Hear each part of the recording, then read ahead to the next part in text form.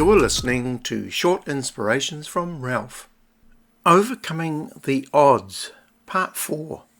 You know, in thinking about this subject, the greatest thing that you can do in your life and mine is to actually have God on your side.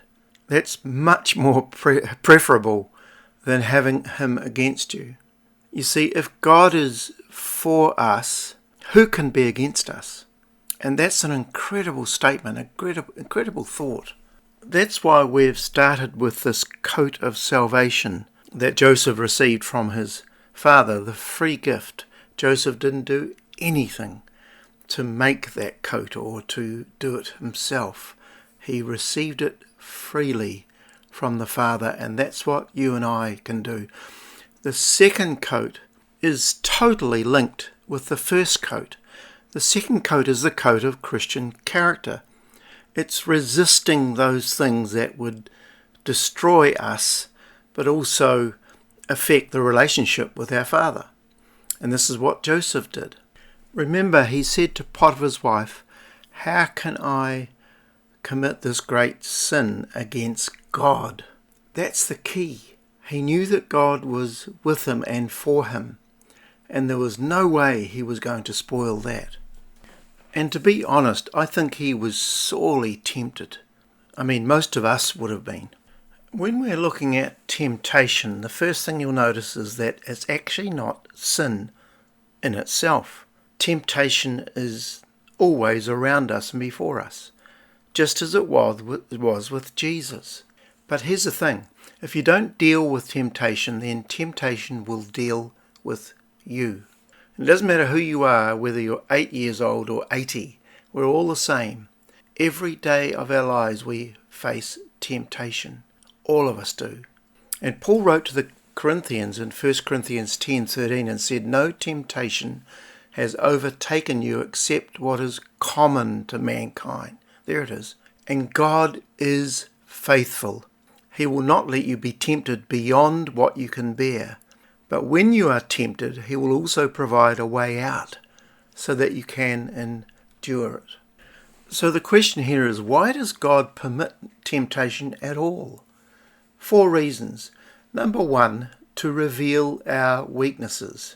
So God will not allow us to live with an outsized opinion of ourselves. And just when we're about to think that we are Mr. Wonderful or Mrs. Godly, God will allow temptation to come to show you just how weak we are without His grace. If you were to tell David that he would commit adultery and tell lies and steal another man's wife and kill him, all this when he was on top of the world, he would have looked at you and said, "That's just crazy. I'll never do that."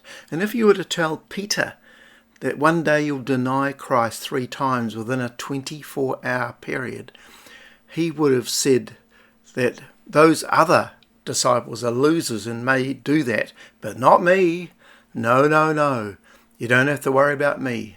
But later on, David says, "Shame has covered my face." And Peter goes and weeps bitterly. The second reason for temptation being allowed is to reveal the need for watchfulness. There was a little boy that was fishing near the ocean, and the waves came up, and he lost his footing and fell into the water. Came up gasping for breath, shivering and soaking wet. An older man came over and asked, "How did you come to fall in?" The boy said, "I didn't come to fall in, I came to fish. I just fell in while I was fishing."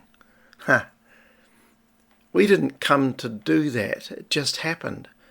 We should have foreseen it. Temptation cloaks itself in fantasy and leaves out the consequences. It's while Samson slept that he received the most expensive haircut in human history. The Bible has a number of slumbering examples of sleeping and being caught unawares.